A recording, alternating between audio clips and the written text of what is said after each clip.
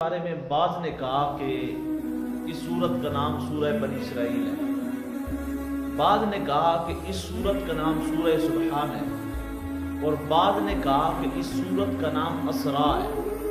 آپ اکثر قرآن حکیم جب کھولیں گے تو اکثر اوقات سورہ بنی اسرائیل یہاں پہ لکھا ہوگا۔ تو یہ تین اقوال ہیں مفسرین کے۔ ایک قول یہ ہے کہ اس سورت کا نام سورہ بنی اسرائیل ہے، دوسرا کہ اس سورت کا نام سورہ سبحان ہے، تیسرا اس سورت کا نام سورہ اسراء ہے۔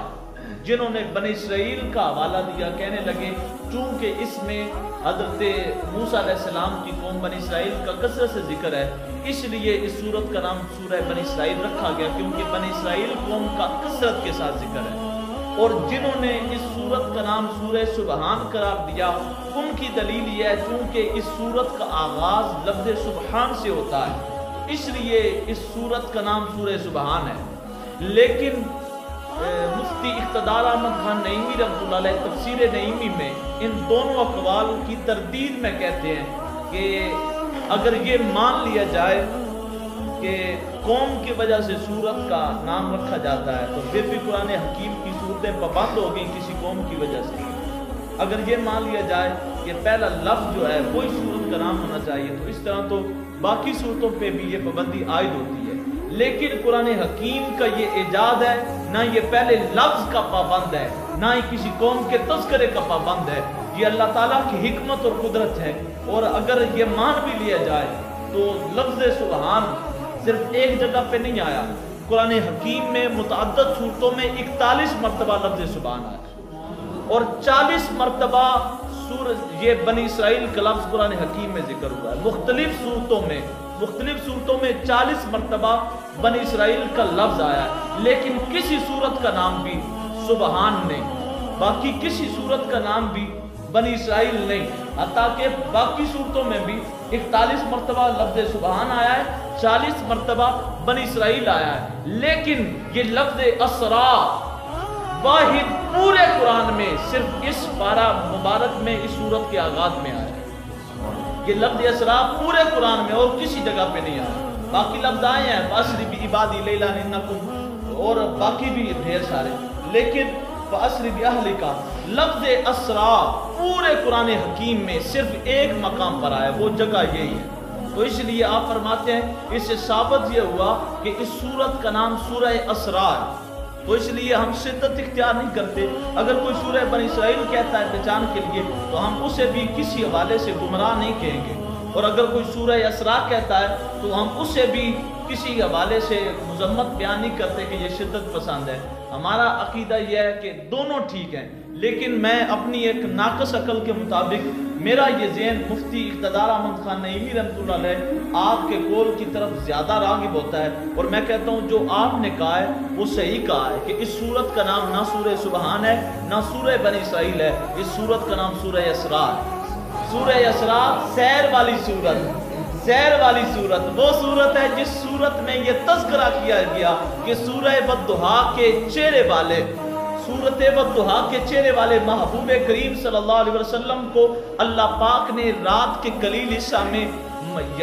مکان سے لا مکان تک کی سیر کرائی، ام ہانی کے گھر سے لے کر سدرۃ المنتہا تک، سدرۃ المنتہا سے لے کر عرش اولا تک، عرش اولا سے لے کر قاب قوسین او ادنیٰ کی قربتوں تک کی جو چاشنیاں، جو لذتیں اور جو لطافتیں عطا فرمائیں ان کا ذکر کیا گیا۔ اور اس سورہ مبارکہ میں اس سیر کا ذکر ہے جو مسجد حرام سے مسجد اقصی تک ہوئی، اور اللہ پاک فرماتا ہے سبحان الذی اسریٰ بعبدہ، پاک ہے وہ ذات جس نے اپنے بندہ خاص کو، عام بندے کو نہیں، اپنے بندہ خاص کو سیر کرائی، من المسجد الحرامی، مسجد حرام سے الی المسجد الاقصی، مسجد اقصی تک کی سیر کرائی، الذی بارکنا حولہ، جو مسجد اقصی عام مسجد کوئی نہیں،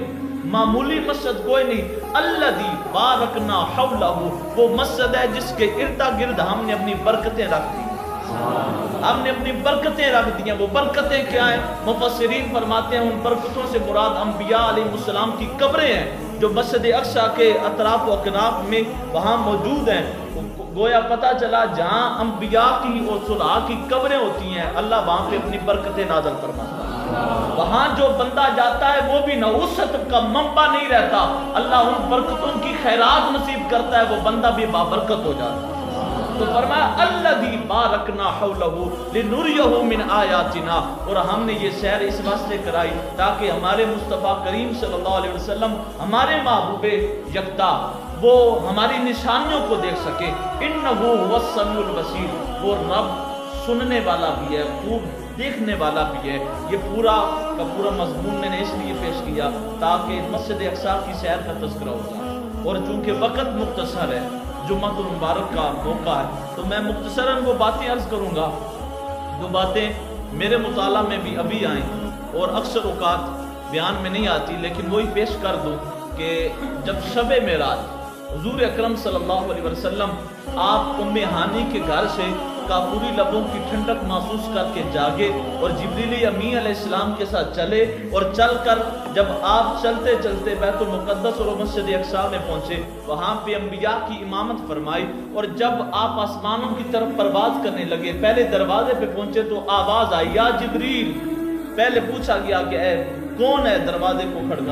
کھٹکھٹانے والا؟ جواب دیا گیا میں جبریل ہوں۔ فرمایا یا جبریل ومن معک، یہ تو بتا تیرے ساتھ کون ہے؟ کہا گیا کہ میرے ساتھ محمد صلی اللہ علیہ وسلم، میرے ساتھ میرے محبوب اور اللہ رب العزت کے محبوب محمد عربی صلی اللہ علیہ وسلم ہے۔ تو اسی وقت جبریل امین نے جب یہ بات بتائی تو نام محمد آتا گیا، دروازہ کھلتا گیا، نام محمد آتا گیا۔ اور یہ بھی یاد رکھیں جبریل امین علیہ السلام جتنی مرتبہ آئے، سینکڑوں چکر آپ نے حضور اکرم صلی اللہ علیہ وسلم کی مجلس مقدس کے لگائے، لیکن آپ دروازوں کی طرف سے نہیں آتے تھے۔ کہیں کسی روایت میں بھی ذکر نہیں کہ جبریل امین آئے ہوں اور 7 دروازے کھلوا کر آئے ہوں، واپس جاتے ہوئے کھلوا کر گئے ہوں۔ آپ جب بھی آئے ڈائریکٹ گئے، لیکن جب حضور صلی اللہ علیہ وسلم نے جانا تھا تو اللہ پاک نے یہ خاص اہتمام فرمانا تھا، فرشتوں کو وہاں کھڑا کروانا تھا، اور فرشتے جو ہیں وہ پوچھتے تھے کہ اے جبریل بتا کون ہے، تو تیرے ساتھ کون ہے؟ پھر جبریل امین جب عرض کرتے کہ میرے ساتھ تمام انبیاء کے امام، تمام رسولوں کے امام، تاجدار ختم نبوت صلی اللہ علیہ وسلم محمد عربی صلی اللہ علیہ وسلم ہے، تو اس میں محمد آتا جاتا تھا اور آسمان رحمت کا دروازہ کھلتا جاتا تھا۔ حضور اکرم صلی اللہ علیہ وسلم جب آپ منزلیں اور بلندیاں طے کرنے لگے تو فرشتوں نے اللہ کی بارگاہ میں عرض کی، فرشتوں نے اللہ رب العزت کی بارگاہ میں عرض کی، اور اس بات کو تفسیر روح المعانی میں بھی لکھا گیا، اور تفسیر در منصور میں 6 جلد میں یہ روایت درج کی گئی کہ فرشتوں نے اللہ کی بارگاہ میں عرض کیا یا بار تعالیٰ تیرا سونا محبوب جو والضحیٰ کے چہرے والا ہے، جو واللیل کی زلفوں والا ہے، جو مازاق کے کاجل والا ہے، جو یاسین کے سہرے والا ہے، جو طٰہٰ کی شان والا ہے، اس پیارے محبوب کریم صلی اللہ علیہ وسلم کے رخ والضحیٰ کے عاشق آسمان پر بھی بستے ہیں، اس جہان زمین پر بھی بستے ہیں، اس کے عاشق جنت کے ملائکہ بھی ہیں، جنت کے حور و غلمان بھی ہیں، اس کے عاشق پوری کائنات کی تمام مخلوقات ہیں۔ یا بار تعالیٰ ہم بھی دیکھنا چاہتے ہیں تیرا سونا محبوب کتنا سونا ہے، ہم بھی تیرے محبوب کریم صلی اللہ علیہ وسلم کے جمال جہاں آرا کے جلوے دیکھنا چاہتے ہیں، ہم بھی جلوہ مصطفیٰ کی طلب اور تڑپ رکھتے ہیں۔ جب فرشتوں نے اللہ رب العزت کی بارگاہ میں عرض کیا تو اللہ پاک نے فرمایا فرشتوں تمام ڈیوٹیاں چھوڑ دو، اور اس بات کو اسی آیے کریمہ کی شرح میں تفسیر نعیمی میں لکھا گیا کہ تمام فرشتوں نے اپنی ڈیوٹیاں چھوڑی اور اس مقام پر پہنچ گئے۔ آپ یہاں پر کہیں گے اگر رزق دینے والا فرشتہ اپنی ڈیوٹی چھوڑ کر اگر وہ جائے گا تو پیچھے رزق کون تقسیم کرے گا؟ اگر اسرائیل علیہ السلام وہ ادھر جائیں گے پیچھے سے موت کون مسلط کرے گا، روح کون قبض کرے گا؟ یہ اب کیسی باتیں کرتے ہیں، لیکن میں کہتا ہوں وہ مقام اور وہ وقت تھا جب ہر چیز اپنی جگہ پہ ساقط ہو گئی، نہ کوئی مرا تھا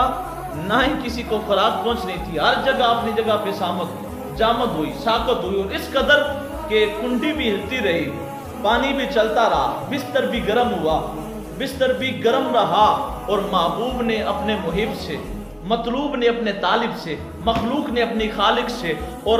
محمد نے اپنے احد سے، اور مصطفیٰ نے اپنے خدا سے ملاقات بھی کر۔ تو اس لیے یہاں یہ سوال ہی پیدا نہیں ہوتا، اس سوال کا جواب ہی اس سوال کے اندر ہے کہ تمام فرشتوں کو اللہ رب العزت نے فرمایا فرشتوں تمام ڈیوٹیاں چھوڑ دو، آج تم تمام کو ایک جگہ پر اکٹھا کر کے اجتماع کر کے ہم نے حسن مصطفیٰ کے جلوے دکھانے ہیں، ہم نے نبی مصطفیٰ صلی اللہ علیہ وسلم کا دیدار عام کرنا ہے۔ تو تمام فرشتے سدرۃ المنتہا کے مقام پر پہنچے اور سدرۃ المنتہا کے مقام پر تمام کے تمام فرشتے اکٹھے ہو کر رخ بدعا کو دیکھتے جاتے ہیں اور سبحان اللہ سبحان اللہ سبحان اللہ کی صدا پیش کرتے جاتے ہیں۔ گویا پتہ چلا پیر سید مہر علی شاہ گولڑوی رحمۃ اللہ تعالیٰ علیہ جب آپ نے وادی ہمراہ میں چہرہ مصطفیٰ کو دیکھا تھا، جب آپ نے رخ بدعا کو دیکھا تھا، تو آپ نے جو جملے کہے تھے وہ جرم کے قابل نہیں تھے، وہ کرم والے جملے تھے۔ آپ نے حق کہا، آپ نے سچ کہا، سبحان اللہ ما اجمل کا ما احسن کا ما اکمل کا، کتے مہر علی کتے تیری شنا گستاخ کی کتے جا لڑی۔ آپ نے حق فرمایا، آپ نے سچ فرمایا، اس صورت نو میں جان آکھاں، اس صورت نو میں جان آکھاں، جانان کے جانے جہاں آکھاں، سچ آکھاں تے رب دی میں شان آکھاں، جس شان تو شانہ سب بڑھیں۔ آپ نے حق فرمایا ہے۔ یہ تو وہ میرے علی شاہ ہیں جن کو اللہ نے انسان بھی بنایا، جن کو مسلمان بھی بنایا، جن کو صاحب ایمان بھی فرمایا، اور جن کو اللہ نے عقل بھی عطا کی ہے، جن کو اللہ نے شعور بھی عطا کیا ہے، جن کو اللہ نے دل بھی عطا کیا ہے۔ اور دل بری کا تقاضا کرتا ہے، دل لگی کا تقاضا کرتا ہے۔ فرشتے دل لگی سے محفوظ ہیں، لیکن رخ بدعا سامنے آ جائے تو وہ بھی کہتے ہیں سبحان اللہ سبحان اللہ سبحان اللہ۔ اللہ بھی اس سفر کو اور اس سیر کو بیان کرنے کے بعد، اس سیر معراج کو بیان کرنے کے بعد اللہ بھی فرماتا ہے سبحان اللہ تھی کہ پاک ہے وہ ذات، اللہ بھی سبحان اللہ فرماتا ہے۔ فرشتے جب رخ بدعا معراج کی رات سدرۃ المنتہا کے مقام پر دیکھتے ہیں، وہ بھی پکار اٹھتے ہیں سبحان اللہ سبحان اللہ، یا اللہ تو پاک ہے جس نے اپنا محبوب اتنا سونا بنایا، اور محبوب اتنا سونا ہے وَأَحْسَنُ مِنْكَ لَمْ تَرَ قَطُّ عَيْنِي وَأَجْمَلُ مِنْكَ لَمْ تَلِدِ النِّسَاءُ خُلِقْتَ مُبَرًّا مِنْ كُلِّ عَيْبٍ كَأَنَّكَ قَدْ خُلِقْتَ كَمَا تَشَاءُ۔ حضرت احسان بن ثابت فرماتے ہیں میری آنکھ نے آج تک سونے جیسا سونا دیکھی کوئی نہیں، یا رسول اللہ کسی ماں نے آج تک آپ جیسا سونا جنائی کوئی نہیں۔ اور فرماتے ہیں اللہ نے آپ کو ہر عیب سے پاک پیدا فرمایا، اور آپ فرماتے ہیں میرا تو دل یہ کہتا ہے جیسے آپ چاہتے تھے اللہ نے ویسا آپ کو بنا دیا ہے۔ وہ سونے محبوب کریم صلی اللہ علیہ وسلم حسینہ جمیلہ نمو موڑ دیتا، بنا کے محمد رب قلم توڑ دیتا۔ حضور اتنے سونے ہیں کہ رب کے فرشتے جو دل سے پاک ہیں، دل کی دل لگی سے پاک ہیں، وہ بھی کہتے ہیں سبحان اللہ سبحان اللہ۔ اور سدرۃ المنتہا پہ تمام فرشتوں نے دیدار کیا، اور حضور اکرم صلی اللہ علیہ وسلم سارا سفر طے کرتے کرتے کرتے کرتے کرتے کرتے جب اس مقام پر پہنچے جو لامکان تھا، جہاں پر یا محمد عربی صلی اللہ علیہ وسلم تھے یا ان کا خالق تھا، جب اس لامکان کی تنہائی میں پہنچے تو لامکان کی خلوتوں میں مدارج النبوہ میں محقق علی الاطلاق شیخ عبدالحق محدث دہلوی رحمۃ اللہ تعالیٰ علیہ آپ اس روایت کو نقل فرماتے ہیں۔ آپ کہتے ہیں جب لامکان کی خلوتوں میں، لامکان کی تنہائیوں میں حضور اکرم صلی اللہ علیہ وسلم پہنچے تھے، یہاں پر نہ کوئی نبی موجود تھا، نہ کوئی رسول موجود تھا، نہ کوئی فرشتہ موجود تھا، نہ فرشتوں کے سردار جبریل امی موجود تھے۔ اس تنہائی میں یا محمد تھے یا احد تھا، یا مصطفیٰ تھے یا ان کا خدا تھا، یا طالب تھا یا مطلوب تھا، یا محب تھا یا محبوب تھا، یا عاشق تھا یا معشوق تھا، یا مصطفیٰ تھا یا خدا تھا۔ اس تنہائی کے عالم میں حضور اکرم صلی اللہ تعالیٰ علیہ وسلم آپ کے قلب اقدس میں تھوڑی سی بے چینی، تھوڑا سا اضطراب پیدا ہوا۔ ایک پردیس کا عالم ہے، اجنبیت کا عالم ہے، اور تنہائی میں اس وقت کوئی بھی موجود نہیں۔ اللہ پاک نے دیکھا کہ میرے محبوب کریم کا قلب مبارک مضطرب ہو رہا ہے۔ اللہ پاک نے اپنے محبوب کو تسلی دی تو کس لہجے میں؟ حضرت محقق اللہ تعالیٰ شیخ عبدالحق محدث دہلوی رحمۃ اللہ علیہ مدارج النبوہ میں فرماتے ہیں اسی وقت اللہ تعالیٰ نے اپنے محبوب کی پریشانی کو دور کرنے کے لیے، اپنے محبوب کی بے چینی کو دور کرنے کے لیے، اپنے محبوب کریم صلی اللہ علیہ وسلم کے اضطراب کو دور کرنے کے لیے صدیق اکبر کے لہجے میں، حضرت ابوبکر صدیق کے لہجے میں حضور اکرم صلی اللہ علیہ وسلم کو آواز آئی، کانوں میں اس عالم تنہائی میں یہ آواز پہنچی کہ صدیق اکبر پکار کر کہہ رہے ہیں हकीकत में सिद्दीक अकबर पाक नहीं थे, हकीकत में कोई और जात थी जो अबू बकर सिद्दीक रज़ियल्लाहु तआला अन्हु के लहजे में कह रहे थे किफ या मोहम्मद, किफ या मोहम्मद, इन्ना रब्बका युसल्ली अलैक। ए मोहम्मद अरबी सल्लल्लाहु अलैहि वसल्लम, आप इस तनाई में परेशान ना हो, थोड़ा देर इंतजार करें, आपका रब आपकी जात पर दरूद भेज रहा है, आपका रब आपकी जात पर दरूद भेज रहा है। कुरान सारा नात है, एक सिबारा नात है, सैराब रूहानू करे, रहमत द धारा नात है, खैरा द महमोताज नहीं, मेरा सहारा नात है, हर दम खुदा भेजे दरूद है, बीत यारा नात है। मेराज की खलवतों में भी अल्लाह पाक ने खास एहतमाम फरमाया, अपने महबूब से मुलाकात करने से पहले दरूद मुस्तफ़ा भेजा। और ये याद रखें, अल्लाह दरूद पढ़ता नहीं, अल्लाह पढ़ने से पाक है, अल्लाह दरूद भेजता है। कई ऐसी गलतियां होती हैं कि हम जब बात करते हैं तो कर जाते हैं। एक तो अल्लाह को मियाँ नहीं कहना, अल्लाह ताला कहना है, अल्लाह जल्ला जलालू कहना, अल्लाह जल्ला शानू कहना, और साथ ही अल्लाह पढ़ने से पाक है। अल्लाह रब्बुल इज्जत दरूद भेजता है, तो फरमाया किफ या मोहम्मद, ए मोहम्मद अरबी सल्लल्लाहु अलैहि वसल्लम, आप इंतजार फरमाइए, आपका रब आप सल्लल्लाहु अलैहि वसल्लम की जात पर दरूद भेज रहा है। तो फिर अल्लाह रब्बुल इज्जत ने दरूद भेजकर अपने महबूब करीम सल्लल्लाहु अलैहि वसल्लम से बातें की, राज़ व नियाज़ की बातें की। यहाँ पर ढेरों बंदे इतराज़ात करते हैं। मैंने एक दिन फजर के वक्त भी अपने जो प्यारे थे, अपने दिल के टुकड़े थे, अपने नमाजी थे, उनके सामने बयान किया। कोई कहता है हुजूर अकरम सल्लल्लाहु अलैहि वसल्लम आपने जिब्रील को देखा, अल्लाह को नहीं देखा। कोई कहता है कि ये जो आप सुन्नी लोग हैं, आप ज्यादा इश्क का इजहार करते हैं, सिर्फ हुजूर सिदरतुल मुंतहा तक गए, ऊपर नहीं गए, इस किस्म की बातें करते हैं। तो हम कहते हैं कि यार इस बात में पढ़ने की जरूरत है नहीं। अल्लाह पाक खुद फरमाता है वन नजमी इज़ा हवा मा दल्ला साहिबुकुम वमा गवा वमा यंतिकु अनिल हवा इन हुवा इल्ला वह्युन यूहा अल्लमहु शदीदुल कुवा ज़ू मिर्रतिन फस्तवा व हुवा बिल उफुकिल आला सुम्मा दना फतदल्ला व काना क़ाब क़ौसैनि औ अदना फौहा इला अब्दिही मा औहा मा कदबल फुआदु मा रआ अब तुमारूनहु अला मा यरा व लक़द रआहु नज़लतन उख़रा इंद सिदरतिल मुंतहा इंदहा जन्नतुल मावा इस सिदरत मा यख्शा मा ज़ाग़ल बसर व मा तग़ा लक़द रआ मिन आयाति रब्बिहिल कुबरा। रब का कुरान सुनकर, मेरे नबी की शान सुनकर अगर सीने में ठंड पड़ी है तो बोल सुबहान अल्लाह, पूरी जुर्रत के साथ बोलो सुबहान अल्लाह।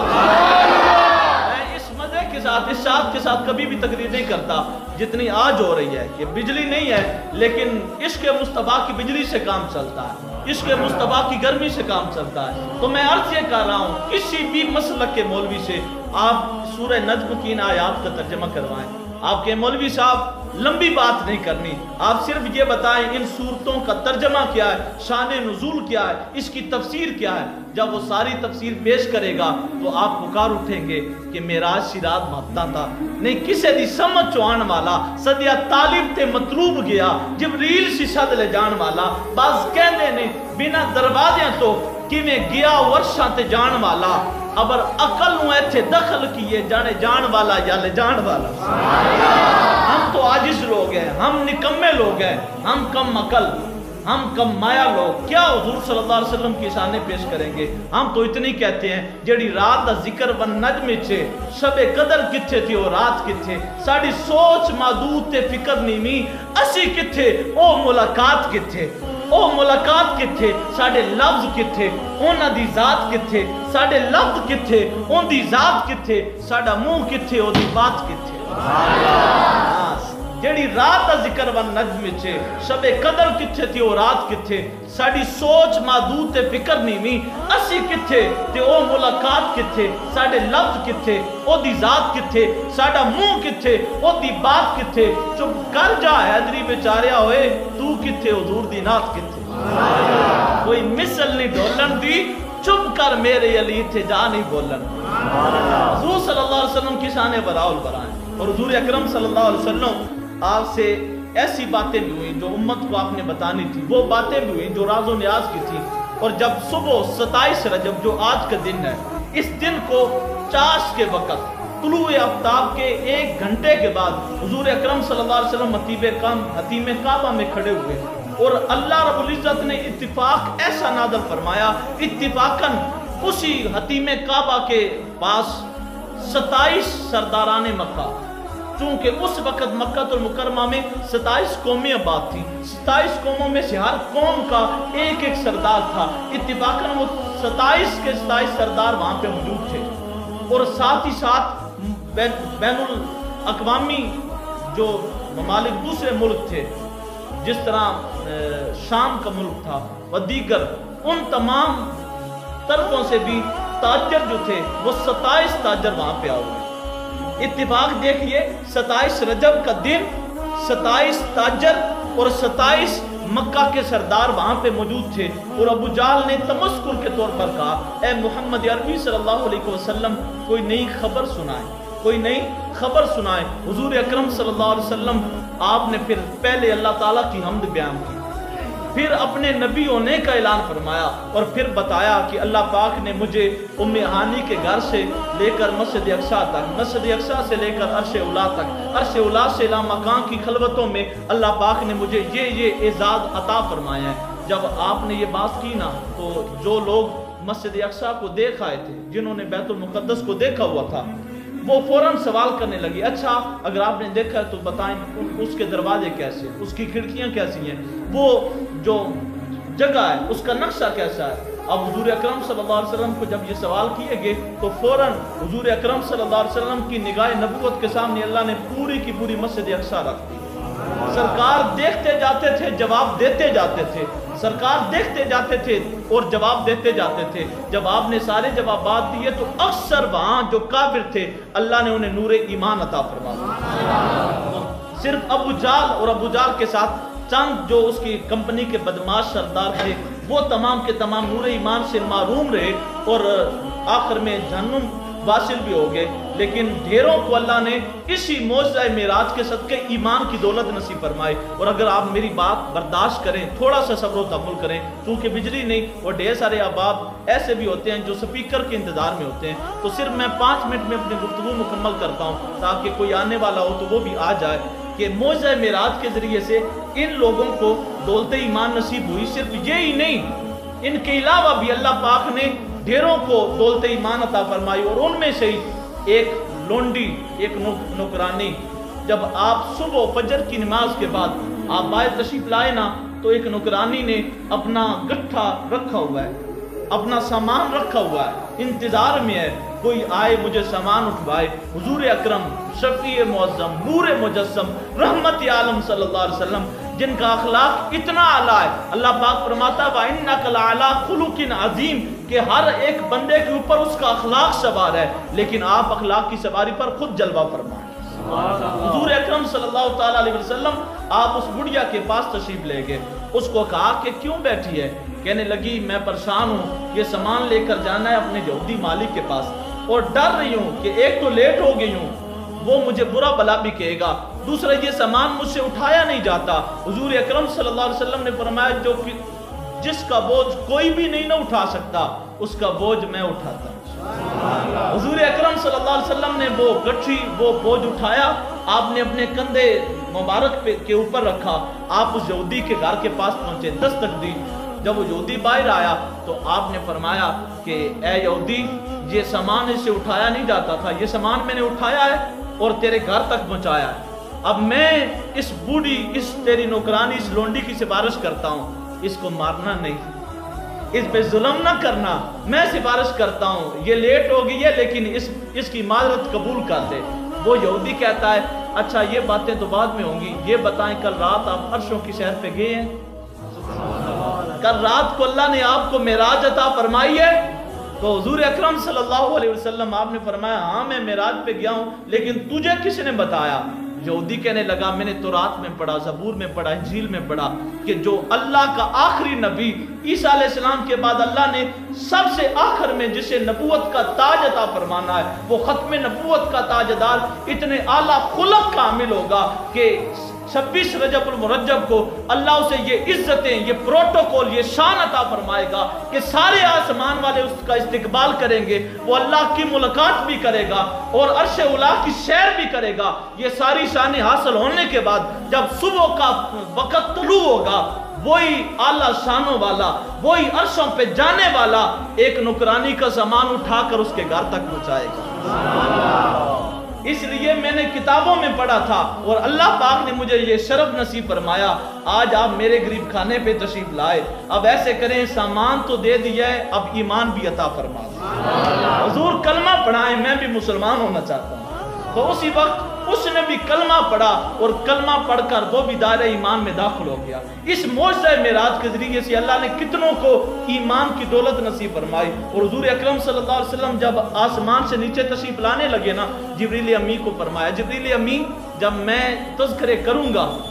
कि मैंने जन्नत को देखा, मैंने दोज़ख को देखा, मैंने सिदरतुल मुंतहा को देखा, मैंने अर्श उला को देखा, मैंने बैतुल मामूर को देखा, मैंने अपने रब के नूर को देखा, रअयतु रब्बी फी अहसनि सूरा, मैंने अपने रब को सोनी सूरत में देखा। जब मैं ये बातें करूंगा, ढेर सारे मुनकिर एतराज़ात करेंगे, इनकार करेंगे, रद्द करेंगे, एतराज़ात करेंगे, मुख्तलिफ किस्म के बहाने हीले करेंगे। तो बता, वहां मेरी तस्दीक करने वाला भी कोई होगा? जिब्रील अमी अलैहिस्सलाम फौरन अर्ज करते हैं, या रसूलुल्लाह सल्लल्लाहु अलैहि वसल्लम, एक जना ऐसा है, एक मर्द ऐसा है जो आपके गुलामों में शामिल है, नाम है उसका अबू बकर। जब ये तज़किरा सुनता जाएगा, तस्दीक करता जाएगा, वो फौरन आपकी तस्दीक करेगा। गोया पता चला अबू बकर रज़ियल्लाहु ताला अन्हु सरकार करीम के वो यार हैं जिनकी अज़मतों, जिनकी सदाकतों और जिनकी मुस्तफा करीम के साथ रफ़ाकतों का जिक्र अल्लाह पाक आसमानों पे भी फरमाता है। अल्लाह के फरिश्ते भी उनकी रफ़ाकत और उनकी सदाकत की तस्दीक करते हैं। तो जिब्रील अमी कहने लगे, जब आपका जिक्र होगा, अबू बकर सबसे पहले तस्दीक करेंगे सफ़र मेराज और सैर मेराज की। तो यही बात हुई जब आप ज़मीन पर तशरीफ लाए। तो अबू बकर रज़ियल्लाहु ताला अन्हु को जब अबू जाल ने ये बात की ना, उसने सोचा था मैं फिसला लूँगा, लेकिन उसे पता नहीं कि ये सच्चे आशिक रसूल हैं। आपने फरमाया, तू तो सिर्फ ये बात करता है ना, हुजूर अगर इस सैर मेराज से आगे की कोई बात कहें, मैं अबू बकर दिलो जान से उसे भी कबूल करता। तो इस पूरे वाक़े मेराज, मौज़े मेराज से ये सबक मिला कि जिसने इस वाक़े मेराज की, मौज़े मेराज की दिलो जान से तस्दीक की, इसको तस्लीम किया, अल्लाह ने उसे सिद्दीक बना दिया। और जिस अबू जाल ने, उसके साथियों ने इसका इनकार किया, इसका तबस्सुर उड़ाया, अल्लाह ने उसे काफिर ज़िंदीक बना दिया। अल्लाह पाक हमें इस मौज़े मेराज से सबक हासिल करने की तौफीक अता फरमाए। इंशाअल्लाह कभी मौका हुआ और ज़िंदगी ने साथ दिया तो जो जन्नत और दोज़ख के मुशाहिदे की अहादीस हैं वो आपके गोशगुजार करूँगा। और साथ में एक छोटी सी बात कि जब भी मौज़े मेराज और वाक़े मेराज, ये 26 रजबुल मुरज्जब आती है, अक्सर बंदे एक शेर